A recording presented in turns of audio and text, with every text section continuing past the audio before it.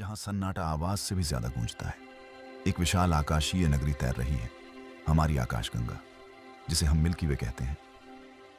यह ब्रह्मांड में एक चमकदार नदी की तरह फैली हुई है, एक भव्य सर्पिल आकार में, लगभग 1 लाख प्रकाश वर्ष चौड़ी। बहुत समय पहले, लगभग 13.6 अरब वर्ष पहले, आकाशगंगा का जन्म बिग बैंग की उथल पुथल के बाद हुआ था।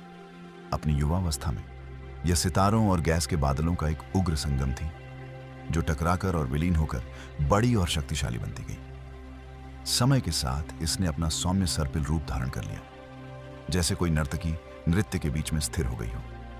हमारा सूर्य एक सामान्य सा तारा, जो लगभग 200 अरब सितारों में से एक है ओरायन नामक बाहरी बाह में जन्मा, लगभग 4.6 अरब वर्ष पहले। इसके चारों ओर ग्रह बने, जिनमें एक नीला रत्न भी था, पृथ्वी। हमारा घर इस विशाल आकाशगंगा के एक कोने में छिपा हुआ है, लेकिन मिल्की वे स्थिर नहीं है।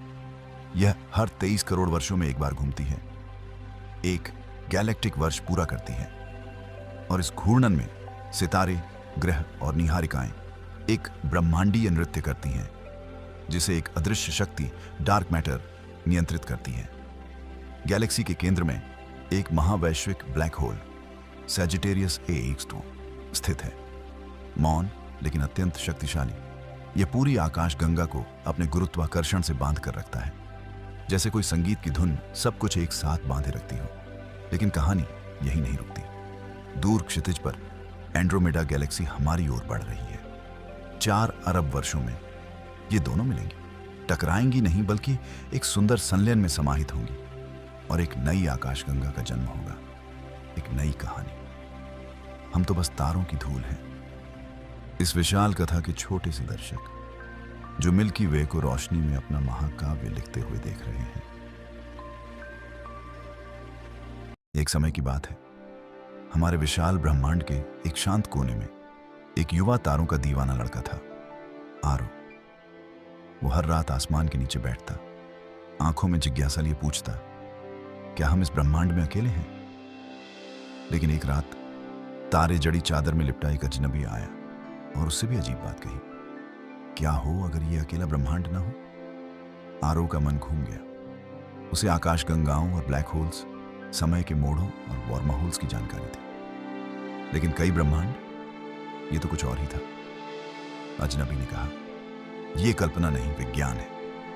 क्वांटम भौतिकी कहती है कि कण एक साथ कई अवस्थाओं में हो सकते हैं। कुछ वैज्ञानिक मानते हैं कि ये कई ब्रह्मांडों का संकेत हो सकता है, हर एक किसी अलग निर्णय या परिणाम से जन्मा हुआ।